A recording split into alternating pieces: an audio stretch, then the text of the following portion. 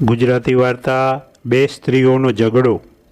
એક દિવસે રાજા દરબાર ભરી બેઠો છે એટલામાં જશોદા નામની એક નારી આવીને વિનયથી પોતાની ફરિયાદ રજૂ કરી જણાવ્યું કે અહો અદલ ન્યાયવંત બિરબલ, હાલમાં આપના નગરમાં 8 દિવસ થયા હું અને મારો પતિ ખેમચંદ અમારા શહેરથી રહેવા આવ્યા છીએ।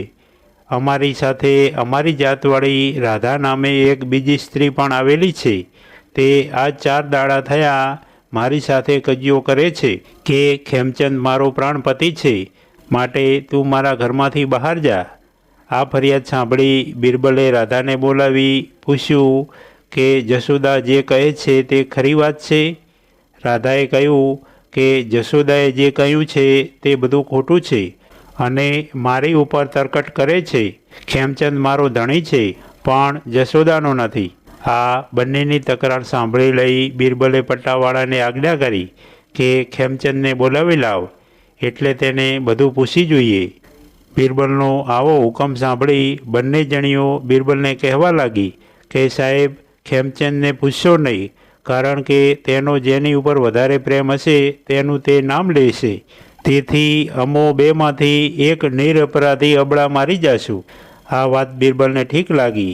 તેથી ખેમચંદને ન બોલાવતા રાધાને પૂછ્યું કે ખેમચંદના શરીરમાં શી નિશાનીઓ છે તે તમે જાણતા હો તો કહો। રાધાએ કહ્યું કે તે માટે હું કશુંય જાણતી નથી। પછી બિરબલે જશોદાને પૂછ્યું કે તમે જાણતા હોય તો કહો। જશોદાએ કહ્યું કે તેના શરીરમાં અમુક 2 નિશાનીઓ છે।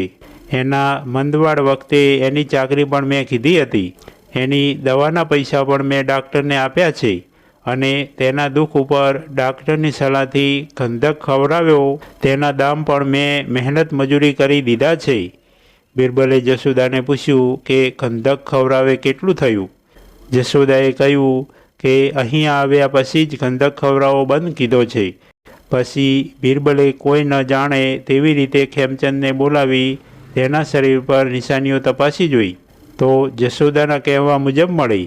તો પણ બિરબલે વિચાર કીધો કે એટલા જ ઉપરથી કોઈનો ધણી ઠરાવી દીધો એ તો ઠીક કહેવાય નહીં, કારણ કે કોઈ બાયડી ચંચળ હોય તો તે નિશાની યાદ રાખી શકે, માટે એટલા ઉપરથી ઇન્સાફ કરવો વ્યાજબી કહેવાય નહીં। તેથી તેનો વધારે તપાસ કરવો જોઈએ। આવો વિચાર કરીને બિરબલે ખેમચંદને હુકમ કીધો કે તે દરબારથી 1000 હાથ છેટે જઈને તમારામાં જેટલી શક્તિ હોય તેવી દોટ મૂકતા દરબારની પાસે આવીને ઊભા રહેજો। એમ કહીને ખેમચંદને દોટ કાઢવા મોકલ્યો અને પટ્ટાવાળાને શીખવી રાખ્યું, ખેમચંદ જ્યારે દોડતો આવે ત્યારે હું તમને કહું કે ખેમચંદનું માથું તલવારથી કાપી નાખો, એટલે તમે તમારી તલવાર ઉપાડી તેના માથા પર ધરી રાખજો। આ બંને સ્ત્રીઓનો ઇન્સાફ બિરબલ કેવી રીતે કરે છે તેની રાહ જોતી તમામ દરબાર બેઠી હતી। જેવો ખેમચંદ દોડતો આવતો હતો તેવી જ જોવાને ઊભી થઈ।